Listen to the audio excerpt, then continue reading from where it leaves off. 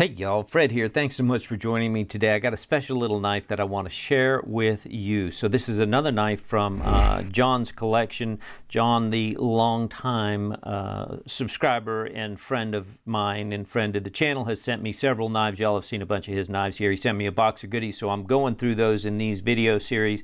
This is one of the ones that he included in that, and this is the Civivi Mini Praxis. This is the real deal because as far as I know, nobody, and I could be totally wrong about this, nobody knocks off and does a replica version of the Civivi Mini Praxis, do they? You know, now that I say that, I'm sure, I bet if I went to Amazon, there's probably an unbranded version of a knife that looks exactly like this. So I didn't do my homework, but there you go. It's not an expensive knife. This is John's knife. However, somewhere floating around here, just so happens that I have an exact clone duplicate of this knife. So this one's a little special to me because I bought this, I don't know, years and years ago, okay, when it first came out. And I remember at the time, I wasn't really into knives or I was always into knives, but not really collecting knives like I do now, right? You know, I'd pick up a knife here and there, a lot of gas station knives and whatever. And I thought, 40 bucks, man, I don't know that I want to spend 40 bucks on a knife. I was just a cheapskate, still am, you know, that's the story of my life. That's why we're blades on a budget here, right? Anyhow, I bought it and I thought, oh, this is a great knife. And I carried this knife for a long time. This was my daily EDC driver. You know, not this one because this one's John's, but mine of this. And this is a great little knife for a little small disappear in your pocket kind of pocket knife. And so I'm happy to be able to share this with you. Let's dive in and talk about it. I'm trying to go through these reviews in a much faster pace, so y'all let me know down in the comments if you think this is a good way to do it or not. Before we get too deep into it, as always, hit that subscribe notification bell if you're not already subscribed. Love to have you join our little band of renegades. Go ahead and throw your boy a thumbs up before you forget about it. That would really help me out. Thank you so much for that. So John picked this up. I think he got this from Amazon. I didn't put that in my notes where he got it, but he bought the real deal from Civivi. It's a real Civivi knife. He actually had some issues with it, that it didn't come very sharp from him, which is kind of surprising because Civivi usually does a pretty good job with sharpening their knives, right? I mean, Civivi's a pretty well-known company. They do a good job on the knives, but I guess John wasn't happy with it. The one he got wasn't all that good, so he sent it back to them and asked them to resharpen it and said, listen, if you don't do a good enough job resharpening, I'm going to send it to my buddy Fred.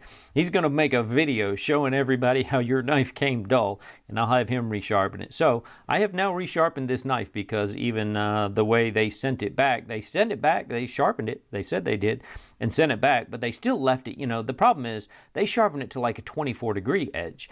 And for them, that's great because these are like entry-level knives for most people, and so they're not used to people wanting or needing or caring about having a nice 18-degree edge on this thing.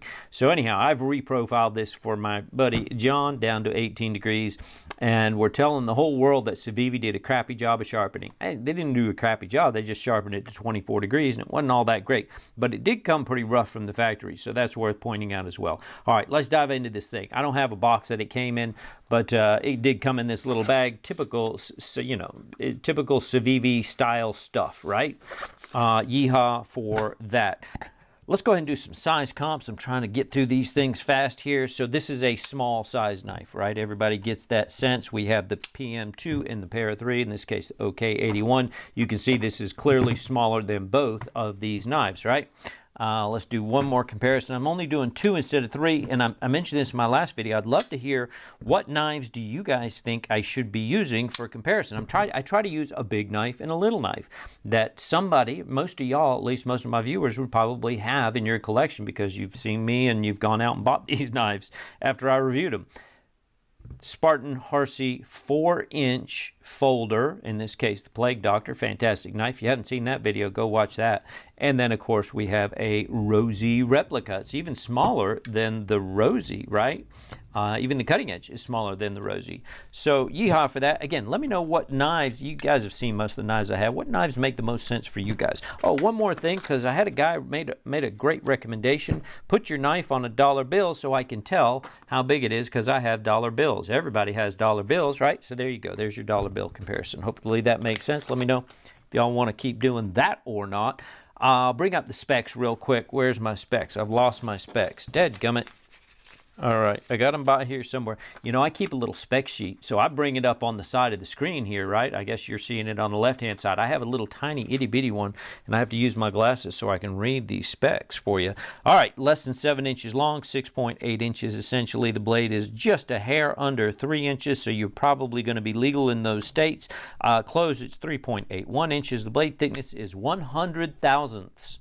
How about that? It's actually very slicey. It looks even slicier than it is because it has a nice little swedge on there. So it's a pretty thin, slicey blade. That's one of the good things about this. Handle is, a little under half an inch, 0.45 inches. This is a satin finished coated blade. This is more of a black wash kind of a thing, although it's a nice thick black wash. I'll tell you, mine, after a couple of years of use, held up really well. That's one of the good things about these knives, assuming they're still making them as good now as they were back then. That coating holds up really well. So flat grind G10 scales, does have a little bit of texture on them, actually just enough to make it grippy. They say this is a D2 steel with a 59 to 61 HRC. I'm probably inclined to trust Civivi when they say that. We'll probably put it through the test and see how well it holds up. Watch this little sucker destroy all the other more expensive knives. That's just the way it goes sometime, right? It's very lightweight, 2.77 ounces. This is a liner lock knife. Liner lock on this thing is pretty dead on. I need to get my flashlight fixed so I can show y'all. It's probably 40-50% on the lock up there. These things are about 30 bucks. You can buy them for now, which breaks my heart because I'm pretty sure I paid almost 40 bucks for it. Behind the edge, I always like to give you that, 18 thousandths. That makes this a nice, thin, slicey knife. All right, let's take our closer look. This is, again, a G2. Let's zoom in for some really good action there. You can see the texture in this G10 is really nice. This is a non-reversible pocket clip. That's a bit of a bummer, huh? But it is at least tip-up carry, so that's good for us righties at least. The blade came almost centered, not quite, but yeah, you know what? That's pretty darn close, actually, especially since I think I've taken this apart and cleaned it up, and I put it through the sharpener and done all that fun stuff with it. So yeehaw for that. It does come on steel liners. These steel liners are, in fact, milled out. Let's see. I can get a little bit of that there in the light. Hopefully you can see that reflecting off. It's got some circles there kind of cut into the liner, so that's why it is nice and light. Balance point, always wondered who cared that much about balance points, but some people do. It's a little on the farther back side, so it's going to be, right around there. This is a tiny, lightweight knife. It's going to basically disappear in your pocket in your hand, so who cares about the balance point, right? Handle. I am a size large glove, for those of you who don't already know that, and why wouldn't you already know that? XL may slide off a little bit on the end, or larger. However, it does have this forward finger choil, which makes this knife accessible for anybody as a great little backup EDC, disappear in the pocket kind of knife. On the screws, we do have a T8 pivot and T6 everything else. Now that I say that, I'm like thinking I could be lying to you here, because I think this is, holy cow, they moved them to T8s. Makes me wonder, is mine a T8? Holy cow, mine's a T8 too. Look at that. T8 on the body screws. Well done, Civivi. Pocket screws are still T6s. So, you know what? Good for them on that, on the old Civivi TH. Got to give them credit where credit is due. This is a flipper-only kind of knife, in case you haven't already realized that. They do have a little bit of jimping right there on that flipper tap. That makes it nice and easy to flip out. The action is nice, very smooth. These knives will never be drop shut, no matter how well you tune them or grease them up. This is just too light of a blade, and it just is not ever going to be drop. I mean, I don't know. Y'all let me know in the comments if you have gotten a Civivi Mini Praxis to be a drop shut knife. I'd love to hear it. However, the action is really good, and it pops out every time. That detent is solid on there. Even if you're a push button kind of guy, which a lot of times will fail it, no problem at all there. All right, let's talk about lock up here. We got solid right, left, nothing up, down, all good there. No pivot lash. That's good. I've seen a lot of knives with pivot lash here lately. No detent lash. So again, what you would expect from a real Civivi knife, right? They've done this thing right. Detent is good. It is just enough. Definitely not overbearing. easy. I'd say that's, again, Civivi usually has those dialed in pretty well. They have it dialed in really well on this one also. Typical stop pin, not incredibly beefy, but it doesn't need to be for this lightweight blade. That is not going to interfere at all with sharpening because it comes back here behind the pivot when the blade is closed. Got this forward finger choil that we have talked about already. Let me do a little zoom in action. Sorry, I'm knocking my camera around there. Nice little sharpening choil as well as finger choil. You're going to get a couple, you know, I would love to have seen that go a little bit deeper, but I understand why they did it the way they did it. As it is, it's nice and thin up here. You're definitely going to get several sharpenings out of that. So, yeehaw for that. You know, a lot of knives don't even give you that much. So, that's all great. No issues right there. You're not going to have any issues with blade whacking these knives because they are Civivis and they are well built. Love this leaf willow shaped blade. This is clearly one of John's things because I think I just reviewed another one here. You're going to see this video soon if you haven't already. John bought both of these knives at roughly about the same time, and I'll tell you, it was the other one he bought. He clearly has a style, right? Because his style is this willow leaf-shaped blade. The other one, oh, 𝗖𝗶𝘃𝗶𝗃. If you go look at the 𝗖𝗶𝘃𝗶, it's another willow leaf-shaped blade. I don't think it has the forward finger choil on it, though. So, John, if you hadn't realized, buddy, you have a style. But that's all right. We all have styles. I'm sure y'all have looked at my videos and said, well, you buy all the same damn style of knives. So, there you go. Anyhow, love it. The blade center is, you know, roughly center line. Doesn't dip too much, but no problem there because you got that forward choil. That means I can lock it in right here for any kind of draw cuts, drag cuts. That's all going to be lightweight, opening packages, that kind of stuff. You can choke back on this and have a nice little finger guard, enough room to really push into a cut there if you need. And of course that forward choil, that's how I'll be slicing cardboard. All of those, really all positions, all feel good.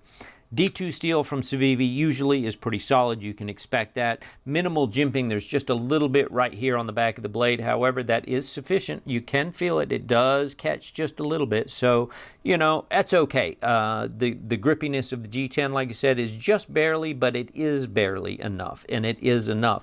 It's not going to be slippery like some other knives might be. So I don't really have an issue ergonomically in terms of how it feels. It's a lightweight, tiny knife, kind of disappears in your hand, but it does feel good. The choils are well done on here. The G10 is solid. The grips are all solid all the way around. Branding is non-existent. And that's another shocking thing that I'm just not used to seeing in these price ranges. Of course, they do have their C in the pivot screw here on this side. Obviously, that is a captive pivot with their little C logo on there. Let's grab a piece of paper. This should be, if it's not sharp, then yeah, we're going to be in trouble. I'm going to be a little embarrassed because I sharpened it. So because I sharpened it, I know this knife is pretty sharp, right? Yeehaw for that. If it wasn't, I would be rather embarrassed. So I took care of my boy John. He wanted to get it sharpened up anyhow. He told Civivi he was going to give him hell and send it off to his friend Fred, who was going to sharpen it better than they did. And there you go, man. You got it sharpened better than they did. All right, let's talk about any negatives and bring this thing on home. Tough to find any negatives on this knife, really. I mean, Civivi makes a good knife. We all know that. The pocket clip is good. It's well done. It's a little bit of that Loch Ness Monster thing, but you know, the whole knife is so small, it might be a little bit of a hot spot if you're really bearing down. But, I mean, how much are you really going to be bearing down on a knife like this? That's just not, you know, if you got to go do some hard cutting work, you're probably not going to carry this knife. For a lightweight, great EDC around the house, around the yard, slip it in your pocket, throw it in a tackle box. You might want to be careful with the tackle box because it's D2, but again, I'm going to tell you, for D2 steel, this thing I have not had any corrosion issues, and I live in the South. Y'all probably figured that out by the way I talk. And other than a little bit of extra lubrication leaking out from the pivot there, I have not had the first bit of problem with rust or spots or any kind of corrosion. And of course, that blackwash blade, and that's a few years of service there, that blackwash definitely helps on that front. I think that's why they did it. So no real negatives that I did to speak of. Even the pocket screws are T8. I guess non-reversible pocket clip, that's always going to be a negative. You got a decent sharpening choil, a forward finger choil, decent grippy scales, lightweight, easy to carry EDC knife. I'm biased because that's the knife I carried for a couple of years, and I carried it for a couple of years instead of a week because I enjoyed it. I loved it. I loved having it. It did everything I ever needed it to do with ease on, and just easy around the house EDC stuff. So hard to beat if you're looking for a little small, tiny disappear knife like I have just described to you. This is a great option for you. And still, these knives have been around forever, but it has been around forever because it has stood the test of time in every way possible. From ergonomics, design, size, weight, quality, fit, finish, price, all of those things make this a winner, which is why it's been one of their best sellers for probably damn near all time, right? I think, these came to us from Adam and Eve directly. I'm pretty sure about that. Anyhow, I love you guys. Appreciate it. Throw me a thumbs up down there if you haven't. Hit that subscribe button if you want to join our band of renegades. We'd love to have you. Otherwise, let me know if you like this new format. Am I getting it done faster and easier? Is this better for you, or do you prefer, like Fred, just kind of talking through everything? Yeah, this is all about y'all and what y'all want to get out of these videos, so y'all let me know down in the comments. Otherwise, I will talk to you on the next video. Thanks. Take care.